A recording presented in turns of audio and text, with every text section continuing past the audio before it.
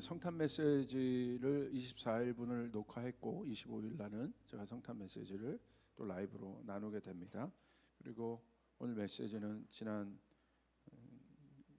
그 시리즈 동안 계속 이어져 왔던 퓨처 시리즈를 하는데, 오늘 믿음에 대해서, 내년 우리 주제도 이제 믿음에 대한 것이고, 올해 주제가 샬롬이었다면 내년 키워드는 믿음입니다. 믿음 주셨어요. 그래서 아마 서서히 믿음에 대해서 예언을 할 것 같아요.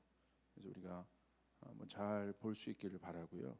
그리고 사실 성탄도 미국도 뭐 크리스마스를 메리 크리스마스를 하느냐 안 하느냐 이제 이런 시점이 됐잖아요. 그러니까 그럴 정도로 굉장히 모든 우리가 믿고 있는 진리의 가치들이 희석되고 있는데, 그 어떤 때보다도 믿음이 필요하다. 이 성탄에도 우리가 필요한 것이 믿음이다. 우리 주님이 계시고, 우리 주님이 이곳에 오셨고, 우리를 위하여 죽으셨고, 그분은 부활하셔서 주님 하늘 보좌 우편에 앉아 계십니다. 우리가 그걸 믿고 있는 것입니다. 아멘. 오늘 제목은 내 감각을 믿을 것인가 말씀을 믿을 것인가. 오늘 제목은 내 감각을 믿을 것인가 말씀을 믿을 것인가 라는 제목으로 말씀 나누겠습니다. 제가 계속해서 이 혼의 영역에 속고 있는 기독교 복음에 대해서 할 수만 있는 대로 지금 계속 나누고 있습니다. 왜냐하면 그만큼 심각하게 느꼈기 때문이에요. 내 감정, 또 내 지성, 이성 되게 중요하지만, 혼의 영역 중요하지만 복음이 거기에 한정되어 있지 않거든요. 진리가 거기에 묶여 있지 않아요. 거기에 묶여 있는 차원이 아니에요. 그래서 인간이 지식을 습득하는 굉장히 중요한 이 여러 통로가 있는데, 그것이 바로 우리 혼의 영역의 감각들을 통해서 습득하죠. 근데 굉장히 중요합니다. 알아야 되고 깨달아야 되고. 근데 그것이 전부는 아니라는 거예요. 근데 마치 그것이 전부인 것처럼 여겨지고 있는 오늘 우리의 믿음 또에 대해서 계속해서 마음을 주셔서 지금 나누고 있습니다. 오늘 그래서 제목도 내 감각을 믿을 것인가 말씀을 믿을 것인가에 대한 말씀입니다. 믿음하면 그 떠올리는 그 여러 그 사건들이 있는데, 믿음의 분량에 대해서 예수님이 칭찬하신 사건이 있어요. 그러니까 크다. 그러니까 이게 믿음이 사실 보이지 않는 건데 믿음의 분량이 있죠. 겨자씨라고도 얘기했고, 네 믿음의 크기가. 그리고 또 주님이 뭐라고 얘기하셨어요? 큰 믿음이 있다고 얘기하셨어요. 큰 믿음. 오늘 누가복음 7장에 소개된 백부장은 주님께서 뭐라고 얘기하셨냐면, 9절에 보시면 내가 너희에게 이르노니 이스라엘 중에서도 이만한 믿음을 만나보지 못했다. 그러니까 어떻게 이 사람의 믿음을 칭찬하셨어요? 이스라엘 전체에서 가장 큰 믿음이라는 거예요. 이만한 믿음을 내가 본 적이 없다. 예수님이 직접 이 백부장의 믿음의 분량에 대해서 칭찬하셨다는 것입니다. 그리고 중요한 것은 칭찬했을 뿐만 아니라 그 백부장의 믿음을 보고 그 백부장이 간구하는 바가 뭐였냐면, 백부장의 하인이 있었잖아요. 근데 이 하인이 중풍병, 다른 이제 복음서에 보면 이 중풍병 걸린 하인으로 나와 있습니다. 누가복음엔 중풍병이라고 표현되어 있지 않지만 죽기 직전 아주 위중 상태에 있는 그 하인이 결국 백부장의 믿음을 통해서 고침을 받습니다. 그렇다면 우리의 질문이 여기 있어요. 백부장의 믿음은 무엇인가? 본질적인 질문이에요. 이 질문은 믿음이 무엇인가라. 믿음이 무엇인가? 왜 예수님이 가장 큰 믿음이라고 백부장을 칭찬하셨을까?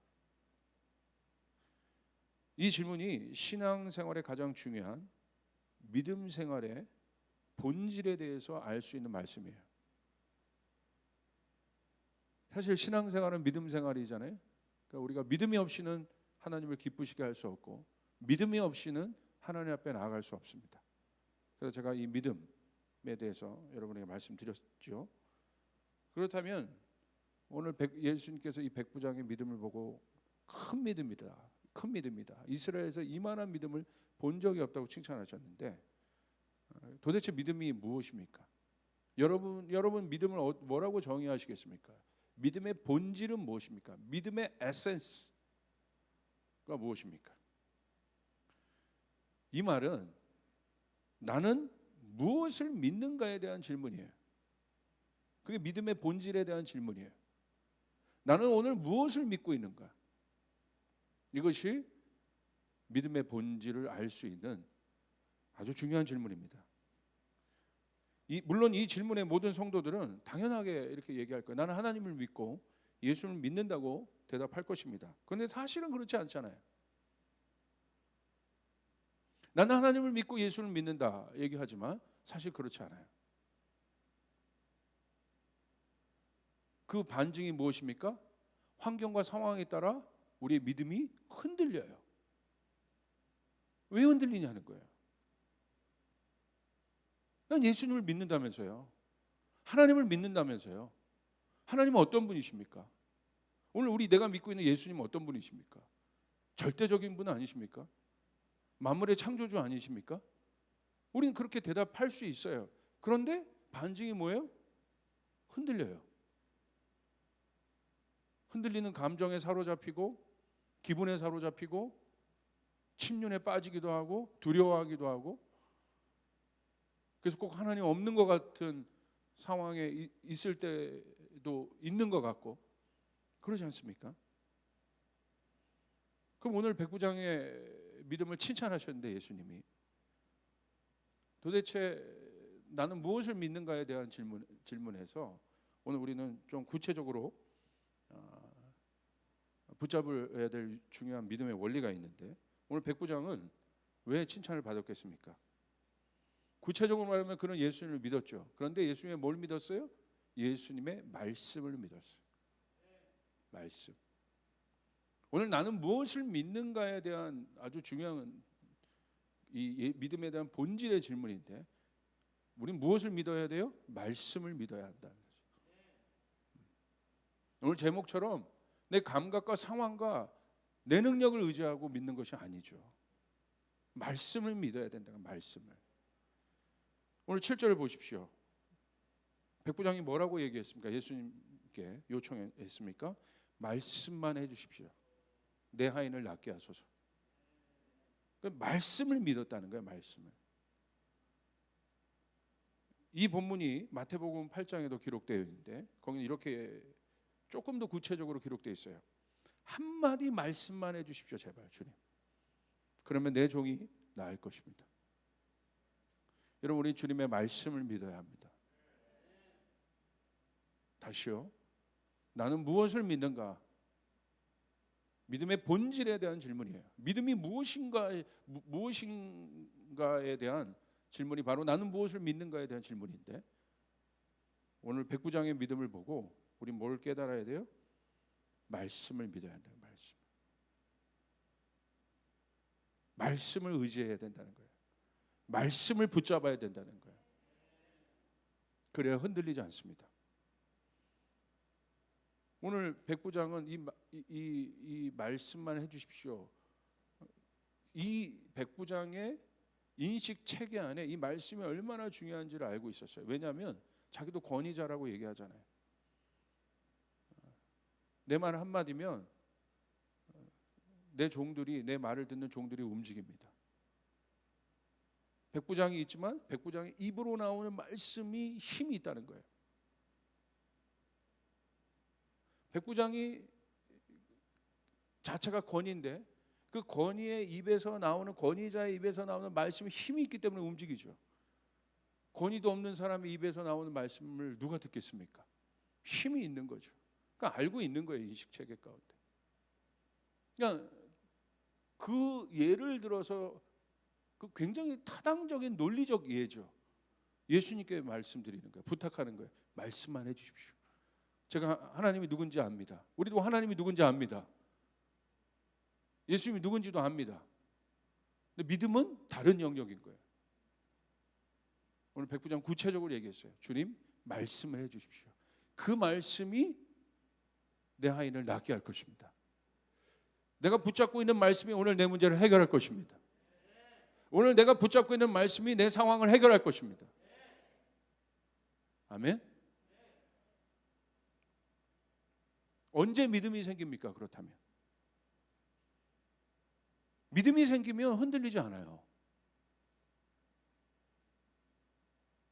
그러니까 여호수아가 믿음의 사람인데, 여호수아가 이제 나가는 모든 것은, 가나안에서 행했던 모든 것은 믿음의 역사들 아닙니까?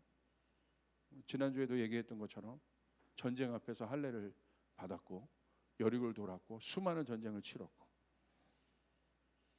여호수아에 대한 주님의 약속이 뭐였어요? 주야로 내 말씀을 묵상해라. 내가 너와 함께 할 것이다. 강하고 담대할지어다. 할렐루야. 흔들리지 않는다는 거예요. 여리고가 있어도 흔들리지 않는다는 거예요. 할례를 받아서 내가 저기 앞에 있고 내가 아무것도 할 수 없는 상황에서도 흔들리지 않기 때문에, 두려움이 없기 때문에 할례를 받을 수 있었던 거예요. 다른 거죠.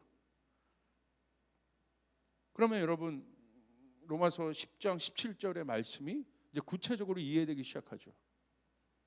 그러므로 믿음은 들음에서 나며 들음은 그리스도의 말씀으로 말미암았느니라. 할렐루야. 무엇을 듣는가가 중요한 거예요. 오늘 우리 안에 진짜 여러분 이 땅에서 하늘의 역사를 나타낼 수 있는 믿음을 가지려면, 죽은 믿음이 아니라 하늘 문을 열 수 있는 믿음을 가지려면 우리 뭘 들어야 합니까? 유튜버의 말을 듣는 게 아니에요. 하나님의 말씀을 들어야 되는 것이에요. 사람의 말을 듣는 것이 아니에요. 하나님의 말씀을 들어야 되는 거예요. 하나님의 말씀을 붙잡아야 되는 것이에요. 여러분 보세요. 내가 믿음이 있는 것 같지만 한번 점검해 볼까요? 신앙이 흔들리는 이유는 내가 믿고 있는 바에 대한 확신이 흔들렸기 때문이에요. 예를 들어서 여러분 그럴 때가 있잖아요. 언제 연인 사이도 흔들립니까? 근데 저 사람 찰떡같이 믿었는데 저 사람 믿을 수 없는 존재처럼 보여. 그런 행동들을 자꾸 해. 그럼 뭐가 어떻게 됩니까? 흔들리잖아. 그러니까 내 삶의 흔들림은 뭐예요? 내가 믿고 있는 바 대상에 대한 불신이 있을 때. 오늘 나의 신앙의 흔들림이 어디로부터 오는가? 내가 믿고 있는 바 대상에 대한 불신이 내 안에 들게 흔들린다는 거예요. 혹시 흔들렸던 분들 여기 있습니까? 흔들릴 때마다 한번 분석을 해보시라는 거예요. 믿음에 대한 문제니까. 그렇죠? 믿고 있는 바 대상에 대한. 예를 들어서 자녀가 있어요. 자녀가 있는데 자녀가 부모님을 믿어요. 신뢰해요. 그래서 부모님이 나타나면 안정감을 가져요. 근데 부모님이 나타날 때마다, 예를 들어서 가짜 부모라고 생각해 보세요. 나타날 때마다 학대하고 머리통을 집었고 밥도 잘 안 주고, 그럼 그 부모님이 나타나면 어떻게 되겠어요? 애가 불안하죠. 흔들리죠. 벌써 다르단 말이에요. 사실 제가 요즘에 가정에 대한 고민도 많이 하는데, 가정에서 사랑을 많이 받은 사람과 그렇지 않은 사람, 이게 이제 커서 다 나타납니다. 이게 대상의 흔들림이 있어요. 잘 못 믿어요, 사람을. 사람을 믿으면 안 돼. 그러니까 어떤 일에 대해서 이게 막 변죽스러워요, 마음이.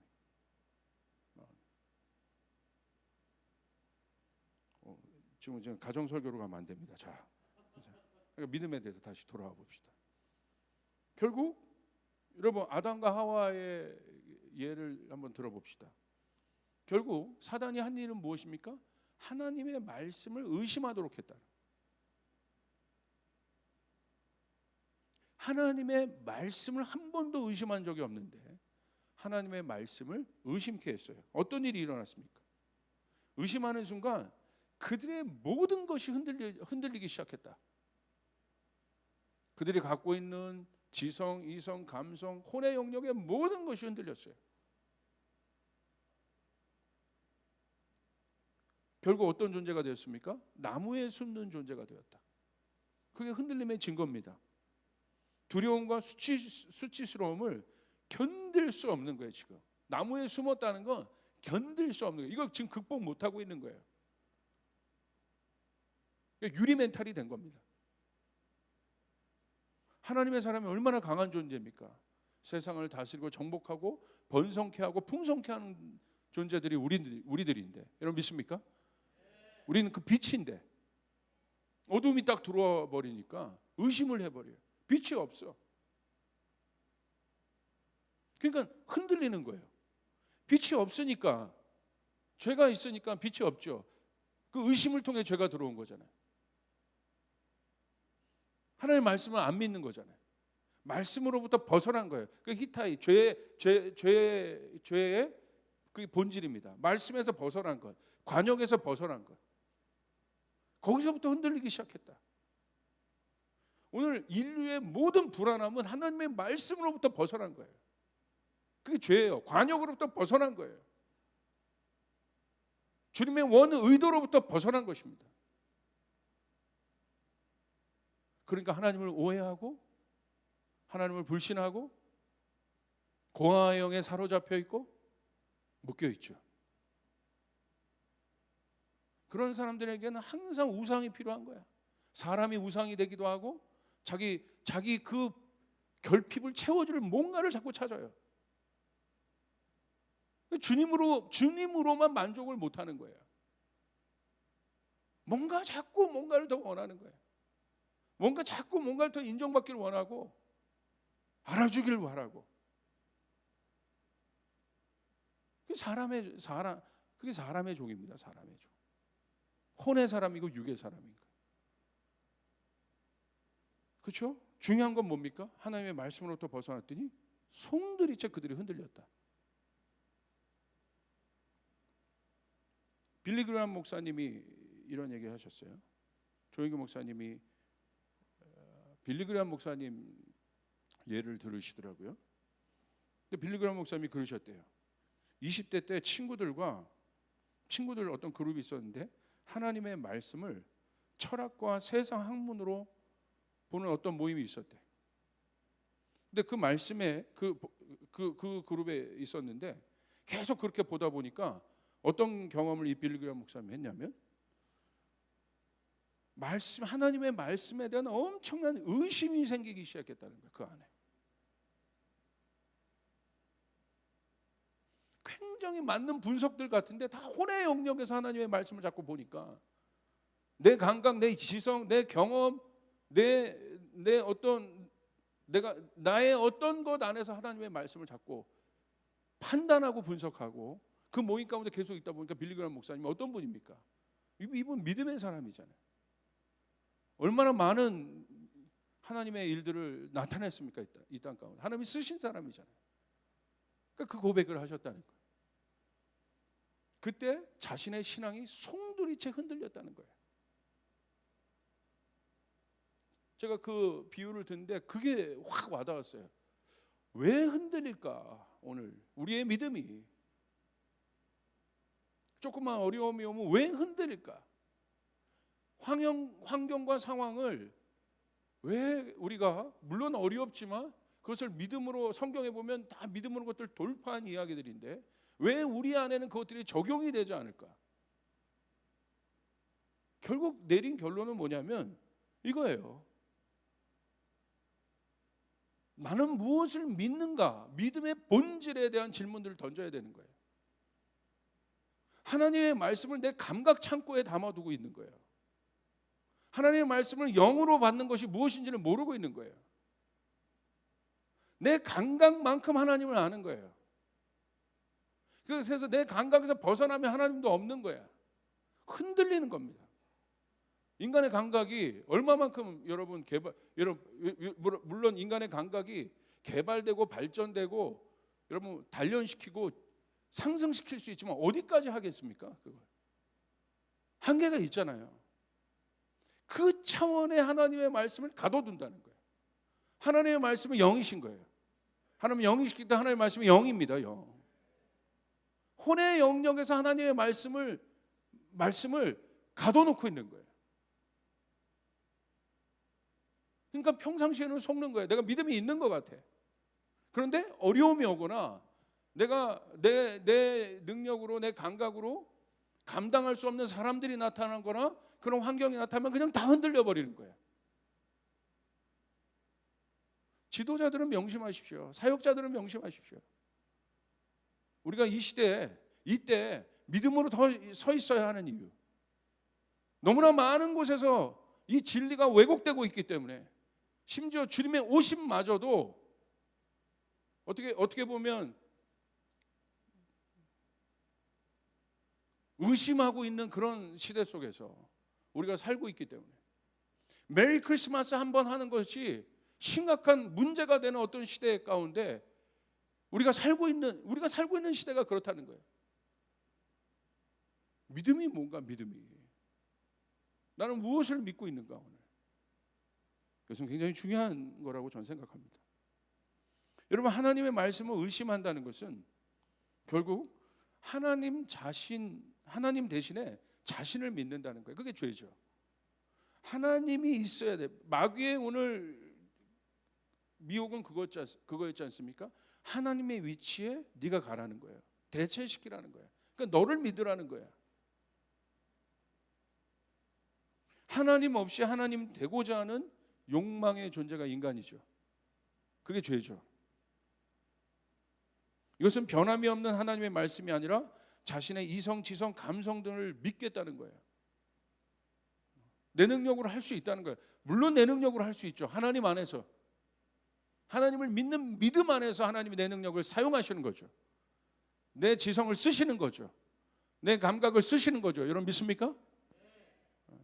내 자체로 만들어낸 능력이 아닌 거죠. 혼에 속한 사람, 육에 속한 사람이 돼버렸어요.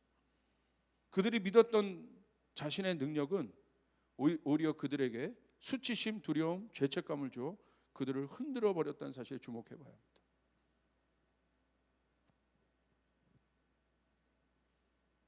높이 올라간 사람일수록, 명성을 많이 얻은 사람일수록 이런 작은 흠집이나 이런 것들을 견디지 못해요. 견디지 못합니다. 그래서 그들이 한번 추락하면 여러분 극단적인 상황까지 쉽게 가는 이유가 이런 것 때문이에요. 자신 믿고 왔는데, 자신 능력 믿고 왔는데, 두려울 것이 없었는데 어느 날 보니까 장애물이 생기기 시작하고 자신의 능력이 떠나니까 자신을 추앙하고 믿었던 모든 사람들도 떠나기 시작하고 초라한 존재가 되는 거예요. 초라한 존재. 그러니까 극단적인 선택들을 하는 겁니다. 자신을 믿었기 때문에.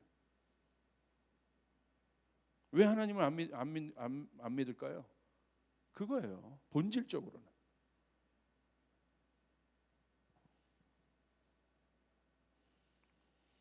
나는 오늘 흔들리고 불안한 내 감각을 믿을 것인가? 그렇다면 여러분 질문해 봅시다. 자기 자신을 믿는가에 대해서 한번, 자기 자신을 사랑하고 아끼는 것과 믿는 것은 다릅니다. 믿음의 대상은 우리 주님밖에 없습니다. 자기 자신을 믿을 수 있다는 것이 얼마나 자신이 능력 있는 존재에 대한 어떤 바로미터잖아요, 이 세상에. 그러니까 사람들은 유튜브나 그런 데 보십시오. 내가 얼마나 능력 있고 얼마나 많은 것을 소유했는가를 자랑하죠. 뭐 인스타그램이나 이런 데 봐도 뭐 여성들은 주로 외모적인 거, 또 자기의 삶의 어떤 부유함과 풍성함, 이런 것들을 다 쇼잉하는 거잖아요. 쇼잉 문화란 말이에요. 보여주기 문화. 그 뭐냐면 나 너무 좋다는 거야. 그걸 보면서 본인도 만족하고, 또 그러지 못한 사람은 또 그런 것들을 보여주는 사람들을 팔로우하면서 막 또 대리만족을 합니다. 나는 오늘 야식을 먹어서 뚱뚱 부을지언정 내가 팔로우하는 사람은 다른 사람들인 거야. 정반대. 그런 이상한 세상 속에서 우리가 살고 있다. 모든 사람이 자신을 드러내지만 그 드러내는 자신이 뭔지에 대해서 한번 우리가 깊은 사고를 해볼 필요가 있다.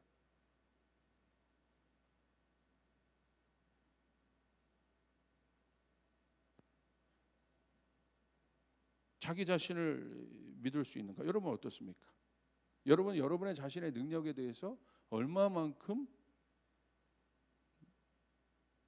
믿고 있습니까? 오늘 우리의 신앙이 흔들린 이유는 믿음을 자신의 감각 위에 두기 때문에 그렇습니다. 자신이 경험하고 느끼고 이해하고 받아들이고 증명하는 감각에 내 믿음을 넣기 때문이에요. 그러니까 하나님도 거기 계신 거예요. 하나님이 내 감각을 벗어날 수가 없는 존재인 거예요. 이거 굉장히 본질적인 질문이죠. 하나님이 내 이성을 벗어날 수가 없는 거야. 하나님이 내 경험을 벗어날 수가 없는 거야. 하나님이 내가 갖고 있는 세계관을 벗어날 수가 없는 거예요. 그분이 하나님입니까? 그분이 하나님이세요? 내가 믿고 있는 하나님의 존재십니까? 그러니까 그것이 종교적인 유대인들에게 자기가 생각했던 그 메시아의 이미지가 있거든요. 상상이 있는 거야. 예수님이 그렇게 오니까 못 받아들이는 거예요. 못 받아들이는 거. 그들이 얼마 복음이 종교화, 그러니까 진리가 종교화됐다는 것이 이렇게 무서운 거예요. 예수님이 그 앞에 나타나서 어마어마한 능력을 행해도 안 믿잖아요. 이유는 뭐예요? 벗어났다는 거야. 내가 알고 있는 바를 벗어났다는 거야. 내 세계관을 벗어났다는 거야. 그러니까 편협한 복음이 돼버렸어요. 여러분 교회도 보십시오. 얼마나 많은 분열들이 있습니까? 다 자기가 믿고 있다는 것이 옳다는 거야. 들어보면 본질에 대한 질문들이 아니에요. 현상과 상황과 자기 주장들이에요. 저는 누가 저를 지금 이 설교를 들었다면 당신도 자기 주장이잖아요. 잘 들어보세요. 이게 자기 주장인가? 본질에 대해서 이야기하면 할 말이 많습니다. 반대의 개념이 없어요. 오히려 더 배울 수 있고 더 상승시킬 수 있어요. 그러니까 이 본질에 집중한 사람들은 항상 뭐에 대해서 아냐면 배우려고 한다는 거예요. 배우려고. 이게 갇혀 있지 않아요. 나이가 들어도 유연합니다. 어린애 아이들에게도 배웁니다. 어디 가서나 티처블 하트가 있어요. 배우려고 한다는 거예요. 그래서 이런 사람들 옆에 가면 나이가 들어도 프레시합니다. 그러니까 여러분 힙합이나 이런 데를 보면 저는 요즘 세대 정서를 제일 잘 나타나고 있는 것 같은데, 그러니까 막 그 정서들 얘네들 되게 정직한 것 같아. 그러니까 거기 예전에 뭐 유명한 힙합 1세대들이 막 나오면 그들이 어떻게 하냐면 리스펙트 합니다. 되게 리스펙트해요. 아 좋다고 리스펙트해요. 근데 뭐라고요? 저는 저기 누구 뭐 대은 존슨 리스펙트해요. 리스펙트해요. 뭐 꼭 말도 이렇게 하잖아요. 대은 존슨이 리스펙트해요. 그런데 구려요. 이거예요. 리스펙트 하는 것과 이 시대 자기 언어화는 아니라는 거지. 리스펙트 하는데 구려요. 거기서 굉장히 그 1세대가 기분 나빠하면 섞일 수 없습니다. 그런데 1세대 중에서도 누가 또 섞여요? 1세대지만 겸손하게 가서 배웠어요. 그래요. 맞아. 물론 제가 중요한 위치를 차지하고 있었지만 제 안에 배움의 마음이 있어요. 그래서 여기 왔습니다. 배웠어요. 저는 얼마 전에 저희 큰딸과 얘기하면서 엄청난 걸 하나를 배웠어요. 진짜로 이건 진짜 배웠어요. 제가 밥 먹다가 뭘 물어봤냐면 정의에 대해서 한번 물어봤어요. 엘라야, 너는 정의를 뭐라고 생각하냐? 너무 밥 먹다가 과중한 질문이죠. 갑자기 이러더라고. 근데 이제 이런 질문들 많이 해요. 저희는. 저는 이제 질문들을 많이 던지는데. 근데 진짜 테스트하려고 질문하는 것이 아니라 궁금해서 질문하는 거예요. 걔네 세대들의 생각이니까. 그랬더니 제가 뭐 아담 샌들러의 뭐 저스티스 그렇고 제가 정의에 대한 관심이 많기 때문에 많은 책들을 읽어봤는데 제가 들었던 정의에 대한 정의 중에 가장 명쾌한 정의였어요. 하나님의 정의와 인간의 정의를 어떻게 생각하냐 이렇게 얘기하더라고. 정의는 자기의 것을 구하지 않는 것이라는 거예요. 와, 보세요. 이 정권도 또 이 사람도 이 정권도 다 정의를 외칩니다. 또 이 사람도 저 사람도 다 정의를 외쳐요. 근데 또 정의라고 외치지만 다 자기 입장에서 외치는 정의들인 거예요. 그러니까 이 정의가 바뀌는 거야. 이때 가면 정의가 이렇게 되고 저때 가면 저렇게 되는 거야. 다 자기 입장에서 외치는 정의인 거예요. 그런데 하나님의 정의는 어떻습니까? 십자가에서 보여준 하나님의 정의는 자기를 내어버리는 정의였어요. 그러니까 사람들을 화합시키고 하나 되게 하고 자기를 내어놓는 정의. 깜짝 놀랐어요. 배웠어요, 진짜. 어디 가서 정의를 설명하면 전 이걸 설명할 겁니다. 배울 수 있다는 거예요. 그 마음에 유연성이 있어요.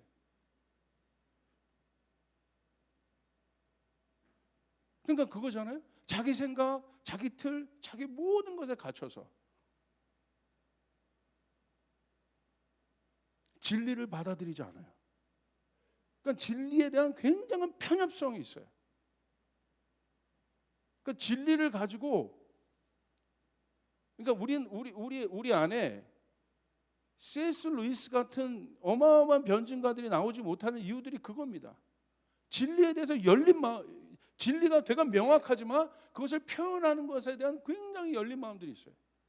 그러니까 엄청난 것들을 만들어내는 거예요. 나니아 연대기 안에 있는 어마어마한 복음의 그 어떤 진수들을 보십시오. 순전한 기독교라는 책 여러분 한번 보셨습니까?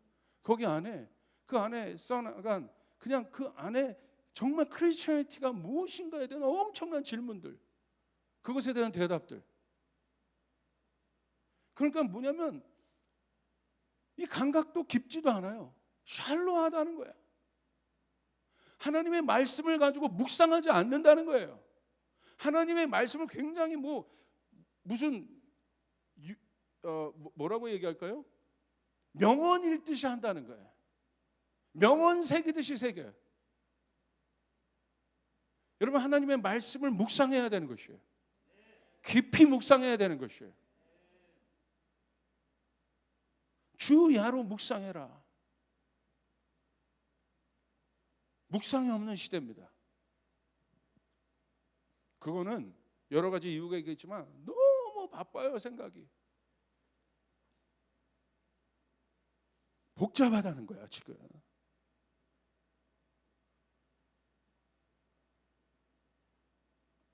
이에 대한 비유가 있습니다. 말씀에 대한 비유. 마태복음 13장에 가시면 말씀의 밭에 대한 비유가 있죠. 마태복음 13장 18절부터 23절. 씨 뿌리는 비유를 들으라. 말씀이 떨어집니다. 말씀은 똑같은데 어디에 떨어질 것인가? 어디에 떨어져서 어떤 밭에 떨어질 때 열매를 맺게 되는가? 구체적으로 있습니다. 19절. 아무나 천국 말씀을 듣고 깨닫지 못할 때는 악한 자가 와서 그 마음에 뿌려진 것을 빼앗나니 이는 곧 길가에 뿌려진 자예요. 길가. 이 사람 보십시오. 듣고 깨닫지 못해요. 길가에 떨어진 밭은 뭐냐? 듣고 깨닫지 못한다. 지식으로만 들었기 때문이에요. 깨닫지 못했다는 것에 방점을 두십시오. 여러분, 하나님의 말씀은 감각으로 아는 것이 아니라 계시로 아는 것입니다. 하나님을 알게 해주셔야 되는 거예요. 성령께서 내 눈을 뜨게 해주셔야 돼요. 그때 깨닫는 거예요. 그걸 깨달았다고 하는 거예요.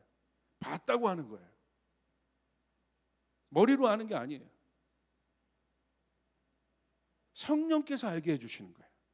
에베소서 말씀에 지혜와 계시의 정신을 구하라고 했어요. 그러기 위해서는 성령님과의 인격적 친밀감이 중요합니다. 성령님은 주석책이 아니에요. 이 말씀 단순히 책에 쓰여 있는 문자가 아니에요. 하나님의 말씀은 그냥 하얀 표면에 써 있는 문자가 아니에요. 우리가 이 말씀, 하나님의 말씀 뭐라고 했어요? 우리는 어떤 존재라고 성경에 기록되어 있어요? 우리는 떡으로만 사는 존재가 아니다. 하나님의 말씀을 먹고 사는 존재들이다. 할렐루야. 그 말씀을 먹을 때 역사가 일어나게 돼요. 말씀을 먹을 때 그것이 우리가 그 생명의 떡, 말씀. 우리는 떡으로만 사는 존재가 아니라고 얘기하신 거예요. 감각으로 알기 때문에 못 아는 것입니다. 믿지 않는 사람이 말씀을 이해하는 것과 내가 이해하는 것이 뭐가 다른 것입니까? 내가 깨달았다는 것이 무엇이 다른 거예요? 불경에서 저희 고모가 지금은 아주 신실한 그리스도인데 오랫동안 국어 교사를 하시다가 아까 불교에 심취하셔서 동국대학원에 가서 불교 학위까지 하시고 저랑 그때 이제 전도할 때 대화를 해보면 말씀에 대해서 막 제가 얘기하면 그런 말씀하세요. 지훈아, 다 알겠는데 네가 말하는 거 불경에도 다 있어. 좋은 말이야. 맞아. 하나님의 말씀이 그냥 단순히 좋은 말입니까? 아니라는 거예요. 감각으로 깨닫는 것이 아니에요. 여러분 지혜와 계시의 성실을 구하셔야 되는 거예요. 내 눈을 열게 하여 주시옵소서. 길가에 떨어진 밭이 아니라. 두 번째 20절 보십시오. 돌밭에 뿌려졌다는 것은 말씀을 듣고 즉시 기쁨으로 받되 그 속에 뿌리가 없어 잠시 견디다가 말씀으로 말미암아 환난이나 박해가 일어날 때는 곧 넘어지는 자요. 뭐라고 되어 있습니까? 기쁨으로 받긴 받아. 그런데 뿌리가 약해져서 환난이나 어려움이 오면 그냥 넘어지고 쓰러진대. 무슨 말입니까? 감정으로만 받았다는 거야. 하나님의 말씀. 내가 감정이 좋을 때 저 사람이 해주는 모든 말은 다 좋은 거야. 그런데 내가 기분이 나쁘면 무슨 말을 해도 좋은 말, 생명의 말, 유익한 말을 해도 듣기 싫은 거야. 그게 믿음은 아니에요. 그게 믿음이 아니야. 그 사람은 여러분 사제 관계에 있어도 좋은 제자가 아닙니다. 제자는 스승을 팔로우하는 거예요. 스승을 따라가는 거예요. 우리는 예수님을 따라가는 사람들이에요. 할렐루야. 예수님이 나에게 맞추라는 것이 아니라 우리가 예수님께 맞춰야 되는 것이에요. 아멘. 그게 제자도의 첫 번째예요. 감정으로 받는 거예요. 감정으로. 그러니까 이런 사람들이랑 있으면 살기 힘들어요. 눈치 보느라고 정신이 없어. 어휴, 집에서도 그냥 들어갈 때 여러분 예수 믿고 예수 믿으면 가정이 행복해지는 이유가 뭐냐면 다 믿음 위에 서기 때문에 들어갈 때 그냥 뭐 화났다고 뭐 들어가면 벌써 이게 아우라 풍기고 막 난리 나는 거야. 애들은 아그들 지대 아우라 풍기고 들어가가지고 문 하나 닫는 것도 팍 닫고 남편은 남편대로 아우라 풍기고 부인은 부인대로 도마질하고 어떻게 살아요? 우리가 그런 존재라는 거야. 그런 연약한 존재. 오늘 성경에 뭐라고 되어 있습니까? 그 밭은 돌밭이다. 환난이나 어려움이 오면 내가 갖고 있는 기쁨보다 넘은 환난이나 어려움은 그냥 쓰러진다. 세 번째 22절 가시떨기에 뿌려졌다는 것은 말씀을 들으나 세상의 염려와 재물의 유혹에 말씀이 먹혀 결실하지 못한 자. 무슨 말입니까? 세상 감각으로 가득한 사람이라는 거예요. 하나님의 말씀을 바라보는 관점이 세상적이에요. 세상적 사고방식으로 하나님의 말씀을 봐요. 모든 것이 세속적이에요. 당연히 믿음이 생길 수 없습니다. 이런 밭은 믿음이 생기지 않는다는 거예요. 하나님의 말씀이 들어갈 수가 없기 때문에. 그런데 23절 좋은 땅이 나옵니다. 좋은 땅에 뿌려졌다는 것은 말씀을 듣고 깨닫는 자니. 명심할 것은 여기 있죠. 말씀을 듣고. 믿음은 들음에서 나오는 것입니다. 하나님의 말씀을 들음에서 나오는 것이에요. 근데 듣는 것에 그치는 것이 아니라 어떻게 돼요? 깨닫고 그 다음에 어떻게 합니까? 결실하기까지 합니다. 다시 말하면 무엇입니까? 믿음으로 받았다는 거예요. 하나님의 말씀을 내 감각으로 받은 것이 아니라 믿음으로 받았다는 것이에요. 여러분 한번 쫓아해 볼까요? 하나님의 말씀을 읽고 듣고 묵상하고 마음에 깨달아야 한다. 하나님의 말씀을 읽고 듣고 묵상하고 그 묵상이 성령님의 도우심으로 말미암아 내 마음에 깨달아질 때 뭐가 생깁니까? 믿음이 생기는 것이에요. 믿음이 생겼다는 건 확신이 생겼다는 것입니다. 나는 주님을 믿습니다. 앞에 여리고가 있어도 주님을 믿습니다. 앞에 골리앗이 있어도 주님을 믿습니다. 앞에 홍해가 있어도 주님을 믿습니다. 자기 신념이 아닌 거예요. 말씀을 통해서 나오는 것이에요. 이것이 백부장의 믿음인 거예요. 주님의 말씀을 나는 믿습니다. 주님의 말씀으로 내 하인이 낫게 될 것을 믿습니다. 주님의 말씀으로 내 환경에 돌파가 있음을 믿습니다. 내 가정이 변화될 것을 믿습니다. 한국교회가 일어날 것을 믿습니다. 아멘? 믿음. 감각으로 믿는 것이 아니라 믿음으로 하나님의 말씀을 받는 것이에요. 그 사람이 좋은 밭이다. 왜 이 일들이 중요합니까? 히브리서 11장 1절과 바로 연결돼요. 믿음은 바라는 것들의 실상이요 보이지 않는 것들의 증거. 여기서 말하는 믿음은 어떤 믿음입니까? 믿음의 본질을 얘기하는 거예요. 자기 감각을 믿는 믿음이 아니라 하나님의 말씀을 믿는 믿음은 그 바탕 위에서 꿈꾼 그 바탕 위에서 소망하는 모든 것들은 이루어지게 된 것이다. 할렐루야. 다시요. 내 감각으로 믿은 믿음 위에서 꿈꿀 수 없습니다. 내 감각으로 믿은 믿음 위에서 비전을 가질 수 없습니다. 하나님의 말씀을 붙잡을 때 우리는 그 믿음 위에서 하나님의 꿈을 붙잡을 수 있는 것이에요. 그 바람이 현실이 되게 되는 것이에요. 주님 말씀만 해주십시오. 백부장처럼 내 하인이 나을 것입니다. 바람이에요. 이루어진 것이에요. 그냥 히브리서 11장 1절을 그냥 단순하게 아는데 굉장히 중요한 믿음의 본질에 대한 믿음의 에센스에 대한 정의 아니겠습니까? 이 믿음이라는 한 단어를 찾기 위해서 앞에 제가 했던 이 많은 그 앞에 내용들이 있는 거예요. 그 믿음이 실상이 된다는 거야. 내 감각에 담겨진 믿음이 실상이 된 것이 아니라 말씀을 들음으로 내 안에 생겨진 믿음이 실상이 된다는 것이에요. 이 실상은 무엇입니까? 원어로 보면 휘포스타시스라고 해요. 이거는 본질의 실체를 말하는 거예요. 본질. 믿음이 본질이잖아요. 사랑이 본질이잖아요. 근데 이게 추상적인 것이 아니라 실체라는 거예요. 실체. 하나님은 사랑이십니다. 본질이십니다. 예수님이 그 사랑의 실체가 돼서 오셨어요. 그리고 예수님의 그 사랑은 십자가에서 실체가 돼서 우리에게 보여진 바 되었어요.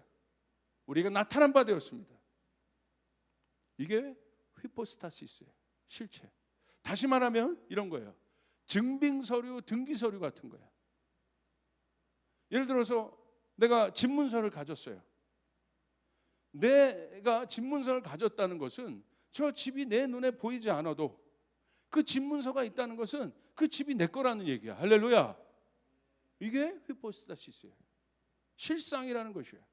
너무나 확실하다는 거예요. 보이지 않지만 실체하는 것.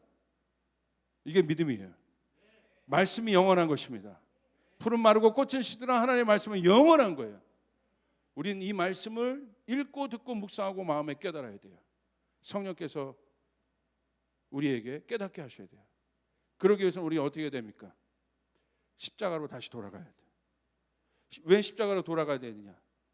우리의 모든 의심의 감각들, 하나님의 말씀을 의심하고자 하는, 여러분 주의 종이 하나님의 말씀을 선포할 때 여러분 믿음을 받으시길 바랍니다. 의심의 감각들이 올라올 때, 가나안을 앞에 두고 그들의 의심의 죄의 본성의 감각들이 올라왔을 때 그들은 약속의 땅을 취하지 못하고 믿음으로 나아가지 못했습니다.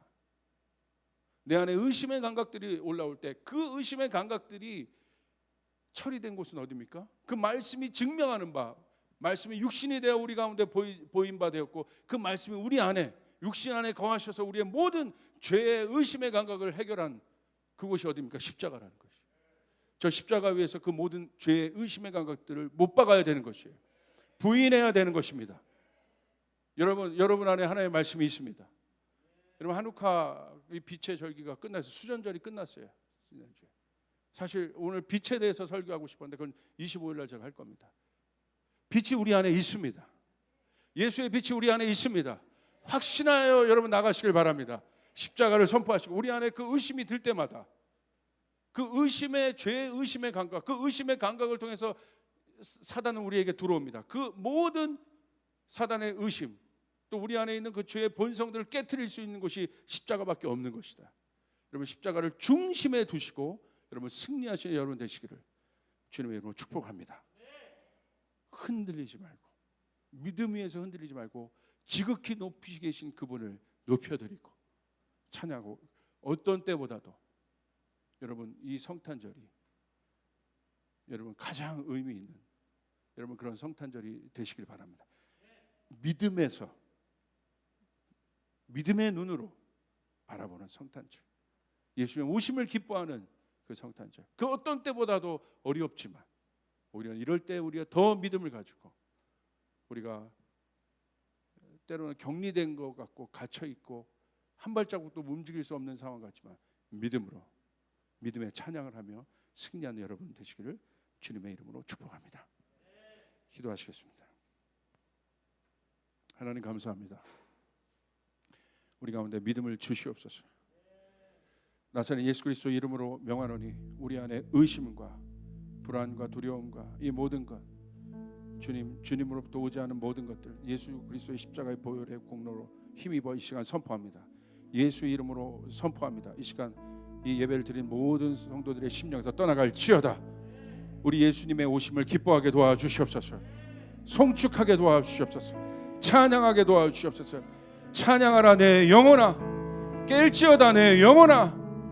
우리 여호와 하나님을 찬양하게 도와주시고 우리 예수 그리스도를 찬양하게 도와주시고 우리 안에 이 말씀을 주시니 감사합니다. 우리 말씀을 오늘 들었기 때문에 오늘 우리 가운데 이 믿음을 주시옵소서. 백부장의 역사가 일어나게 도와주시옵소서. 조이풀 교회 가운데 백부장의 믿음을 가진 자들이 일어날지어다. 하나님의 말씀을 주야로 묵상하는 사람들이 일어나게 도와주시옵소서. 하나님의 말씀을 내 감각에 가둬놓지 않게 도와주시옵소서. 성령님 임하셔서 십자가를 계시하여 주시고 눈을 뜨게 하여 주셔서 하나님의 말씀을 깊이 알아갈 수 있도록 축복하여 주시옵소서. 감사합니다. 예수님의 이름으로 기도드립니다.